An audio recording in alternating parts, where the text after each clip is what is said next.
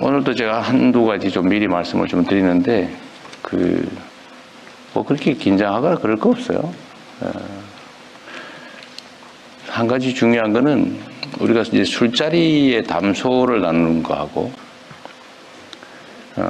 또 여의도를 중심으로 정치적 갈등 속에서 대응하는 거하고,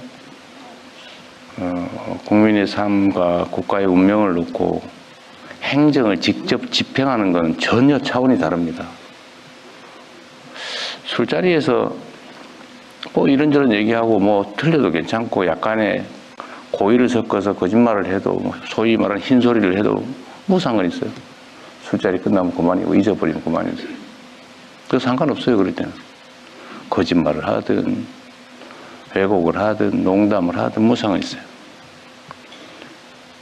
그런데 정치적 세계에서는 조금은 다르죠. 그건 책임을 져야 됩니다. 일부. 그런데 거기는 뭐 대충 그렇습니다. 뭐 주로 그렇지요.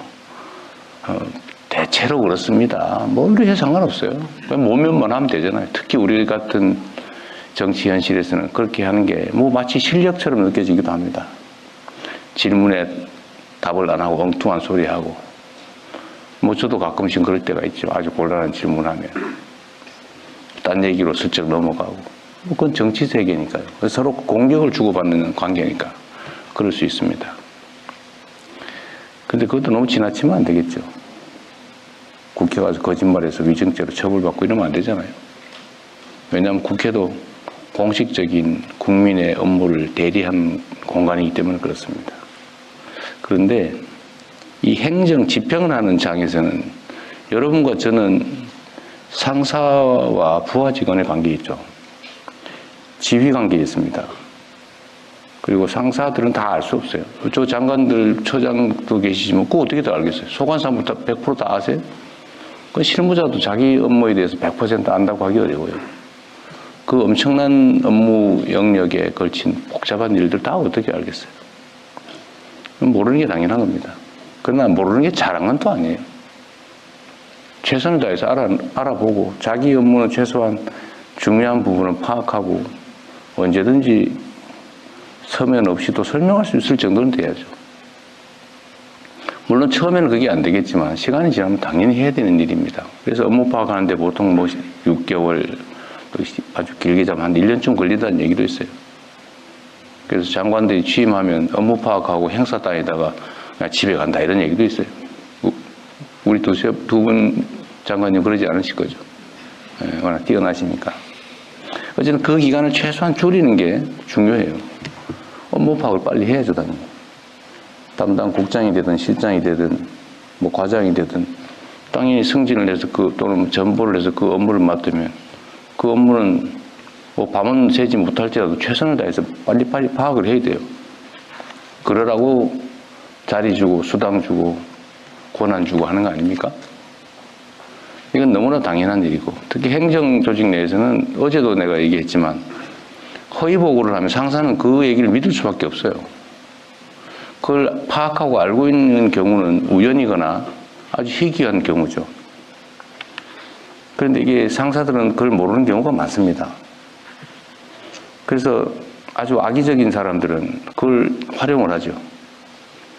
적당히 거짓말하고, 그래서 자기 이익을 챙기고, 또는 잘 몰라서 혹시 혼날 것 같으니까 적당히 거짓말 회피하는 왜곡 보도하고. 그게 제일 나쁘죠. 악의를 가지고 하는 거짓말, 허위 보고는 정말로 나쁜 거고, 자기의 무능함을 감추기 위해서 하는 거짓말도 그렇게 칭찬받을 일은 당연히 아니죠. 모르는 거는 당연한 일이긴 한데 그렇다고 뭐 권장되는 훌륭한 일은 아니죠. 모르는 거는 모르는 데 대한 책임을 져야 되는 겁니다. 권한의 크기만큼 책임을 지는 거예요. 세상에 공짜는 없죠. 권한은 크고 책임은 적은 거 그런 거 없습니다, 세상에. 권한만큼 책임을 지는 거죠. 책임만큼 권한이 생기는 거예요, 또. 그런데 권한을 행사하면서 자리가 주는 온갖 명예와 혜택은 다 누리면서도 책임은 다하지 않겠다는 그런 태도는 정말 천하의 도둑놈 신부 아닙니까? 그건 공직자뿐만이 아니라 일반 사회생활을 하는데도 어떤 역할도 맡아서는 안 되는 사람들이에요. 왜 그 자리 차지하고 있습니까? 일하기 싫으면 하지 말지. 돈과 명예를 누리고 싶으면 열심히 나가서 돈 벌어서 일하세요. 공직자들이 그러면 됩니까? 공직이라고 하는 게 책임이 뭔지 아닙니까? 제가 며칠 이렇게 업무 보고를 하다 보니까 제가 미리 얘기하잖아요. 모르는 거 당연하다. 칭찬받을 일은 아니지만 그렇게 비난할 일도 아니다. 문제는 이 상명하복의 지휘체계 속에서 부하는 부하로서의 역할을 잘해야죠. 제대로 보고하고 보고할 거 하고 왜곡하지 말고 허위 보고하지 말고 상사의 판단을 도와줘야죠. 그게 부하의 보좌 책임을 다하는 거 아닙니까? 그래서 행정 영역에서는 허위 보고 절대 하면 안 돼요. 제가 수없이 얘기하지 않습니까? 애매한 표현 하지 말라고. 차라리 모른다고 하세요. 누가 제가 모른다고 야단쳤습니까? 좀 더 공부하고 좀 더 노력해서 보완하면 되죠. 이거 수없이 강조를 해도 가끔씩 이 정치에 너무 물이 많이 들었는지 그런 사람들이 있어요. 행태가 그런 거죠, 행태가. 1분 전에 얘기한 거하고 1분 후에 얘기한 게 달라요. 그러면 됩니까, 사람이? 그리고 이 자리에서 얘기한 거하고 뒤에 딴 데 가서 또 딴 얘기해요. 그러면 됩니까? 여긴 정치적 논쟁의 자리가 아니에요. 여기는 행정을 집행하는 지휘체계 속에 있는 사람들 간에 서로 보고하고 보완하는 그런 자리입니다. 여기 정치적 논쟁을 하는 자리예요? 제가 정치적 색깔을 가지고 누구를 비난하거나 누구를 불이익을 줬습니까? 유능하면 어느 쪽에서 왔든 상관없이 쓰잖아요.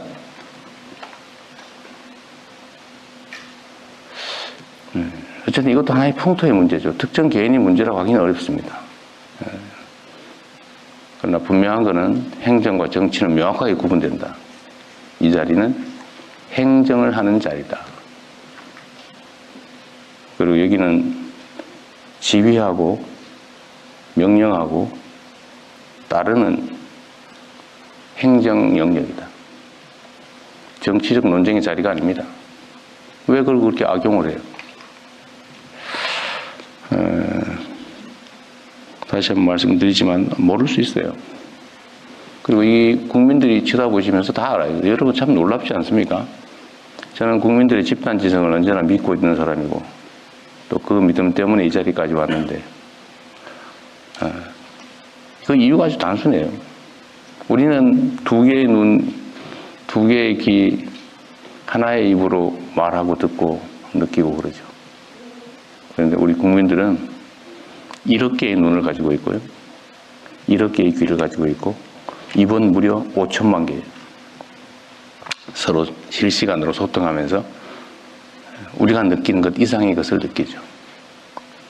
물론 전문적 지식이야 뭐 개별 인자들이 더 뛰어날 수 있지만 사람을 보고 판단하는 거 있잖아요. 딱 얼굴 보면 그냥 알아요. 표정 보면 느낌이 딱 오죠. 이걸 수천만 명이 느끼면서 서로 교감한다고. 그래서 국민 대중을 무서워해야죠. 옛날처럼 특정 요즘은 재래식 언론이라고 그러는데 이 특정 언론들이 이렇게 스크린을 해가지고 보여주는 것만 보이던 시대가 있었죠. 그럴 때는 이 소위 게이트키핑 역할을 하면서 필요한 자기들에게 필요한 정보만 전달해주고 아닌 건 가리고 필요한 건 살짝 왜곡하고 이러면 국민들은 그것밖에 못 보니까 많이 휘둘리죠. 근데 지금은 안 그래요. 지금 실시간으로 다 보고 있지 않습니까? 아마 이 장면, 제가 말하는 이 장면도 최하 수십만 명이 직접 보게 될 겁니다. 시간이 지나면 수백만 명이 보겠죠. 보고 판단을 해요. 제가 이것도 하나의 예인데 저는 관세청에 질문을 해봤죠. 관세청이 외환 관리를 하니까 당연히 관세청이 책임을 지는 줄 알았더니 이 자리에서 관세청장이 그렇게 말했어요. 자기들이 실제 한 게 아니라 그건 공항공사가 합니다. 그래요? 그럼 제가 믿을 수밖에 없죠. 원래 정확하게 얘기하면 지금 파악된 건 그런 거죠. 관세청이 하는 일이에요. 근데 관세청이 공항공사에 위탁을 했더라고요. MOU를 맺고. 또 그전에는 적당히 이렇게 했던 모양인데 작년도에 공식 협정을 맺었더라고요. 만불 이상 외화 반출 문제는 공항공사가 검색 대신한다. 이걸 내가 어디서 알았냐면 댓글 보고 알았어요. 기사 댓글 보고. 그런데 공항공사 사장은 처음에는 자기들이 하는 일이라고 하다가 나중에는 그건 세관이 하는 일입니다. 이렇게 얘기를 해요. 저는 또 그런가? 그런데 나중에 아니라고 계속 하는데 결국은 제가 그 기사를 보다가 댓글 앞에 올라온 거예요. 그거 MOU 체결해서 그 세관이 하는 거 세관이 아니라 공항공사 하는 게 맞는데? 라는 댓글이 있더라고요. 대중들은 다 아는 거예요. 그리고 이걸 범죄를 대통령이 가르치셨다고 비난하는 사람들이 있던데 그것도 역시 댓글에 다 나와요. 이거 몇 년도에 어디서 보도됐고 만불 이상 반출하다 걸렸다고 정부가 보도자료를 냈다 이런 게 그 댓글에 다 나와요. 우리 국민들이 보고 내가 저거 봤는데 저 옛날부터 있던 건데 뭘 새로 가르쳐. 그리고 더 결정적인 건 그런 거잖아요. 그러면 일부가 그걸 이용해서 범죄를 저지르고 있는데 쉬쉬하면서 그들에게 기회를 계속 주란 말이야. 누가 또 그런 얘기도 했더라고. 그러면 사랑과 전쟁은 바람피는 법을 가르치는 거야? 그 패널이 그런 얘기를 하더라고. 이게 상식 세계와 몰상식 세계의 공존이죠. 하여튼 중요한 거는 우리 국민들은 집단 지성을 통해서 이걸 다 보고 있어요. 제가 이 업무 보고 자료를 공개하는 이유도 그거죠. 그래서 여기 적응해야 됩니다. 직접 민주주의가 점점 강화돼 가잖아요. 아마 전 세계에서 민주주의적 소양이 가장 뛰어난 사람이 저는 대한민국 국민들이라고 생각합니다. 이런 부당하고 아니면 불공정하고 불투명하고 이런 걸 용인하지 못하잖아요. 용서하지 않아요. 그러니까 총칼을 든 계엄군도 순식간에 제압하죠. 국민들의 손으로. 그리고 우리의 일을 대신하는 공직자, 정치인들이 왜 우리의 뜻에 어긋나는 일을 하느냐고 말은 직접 잘 안 하지만 끊임없이 보고 판단하고 그리고 쌓아두고 있어요. 그리고 어느 순간에는 그 권력을 행사하죠. 국민을 우습게 보면 안 됩니다. 그래서 이 업무도 가급적 다 공개해야죠. 공개 행정의 원칙 있잖아요. 법에 있잖아요. 근데 왜 공개하는 것을 그리 탐탁지 않게 여기는 사람들이 있습니까? 당연히 공개해야지. 그렇지 않습니까? 다시 원래로 돌아가서 스트레스 받지 말자. 그리고 이건 일종의 기회일 수 있어요. 자기 하고 싶은 얘기도 좀 하고. 공직사회라고 하는 게 제가 제일 아쉬운 게 그런 거예요. 쉽지 않지만. 말하라면 절대 안 해요. 근데 여기는 의외로 말을 하는 분들이 꽤 있더라고요. 그거 되게 좋은 일이죠. 이게 상명하복이 워낙 익숙하다 보니까 무슨 회의 때 되면 절대 말을 안 하는 게 무슨 미덕처럼 그렇게 돼 있던데 그렇지 않았으면 좋겠어요. 상사들은 담당자보다는 훨씬 몰라요, 원래. 자유롭게 얘기해야죠. 그리고 좋은 제안이 있으면 또 하고. 그리고 마지막으로 하여튼 우리 여러분의 손에 대한민국의 운명이 달려 있습니다. 지금은 또 특히 그런 시기죠. 전 세계가 격변하고 있잖아요. 정말 격동의 시대입니다. 그리고 그 사회를 이끌어가는 건 결국은 돈을 버는 거, 기술 개발하는 건 기업들이 하겠지만 그러나 방향을 정하고 그들이 행동할 수 있는 틀을 만들고 그들을 이끌어가는 것은 여전히 공직자들이에요. 그 중에서 그 행정공무원들이죠. 그리고 국민의 권력이 대통령만 가지고 있는 건 아니죠. 대통령의 권력은 대개 다 위임돼 있어요. 제가 직접 하는 게 뭐 있습니까? 다 여러분을 통해서. 또 여러분도 마찬가지예요. 직접 합니까? 일부는 하겠죠. 그러나 대부분은 또 과장들한테 또 위임돼 있죠. 과장들은 또 실무자들에게. 온 공무원 100만 명 이상이 국민의 일을 대신하고 있는 거예요. 그리고 거기에 국가의 운명이 달려있다. 여러분들이 얼마나 귀한 존재인지를 스스로 자각할 뿐만 아니라 자긍심을 느끼십시오. 여러분은 거의 어떻게 보면 신의 역할을 하는 사람이기도 해요. 여러분이 어떻게 하냐에 따라서 누군가 죽고 누군가 삽니다. 죽을 사람이 살 수가 있죠. 자살자가 15,000명, 산업재해 사망자가 1,000몇백 명. 이거 10%만 줄여도 어쨌든 이런저런 노력들을 통해서 10%만 줄여도 최소한 수천 명이 죽지 않고 살아고 새로운 생명을 얻지 않습니까? 그게 여러분이 하는 일이에요. 여러분 손에. 지금 이 순간에도 누군가 죽어가고 있겠죠. 누군가는 죽을까 고민하고 있겠죠.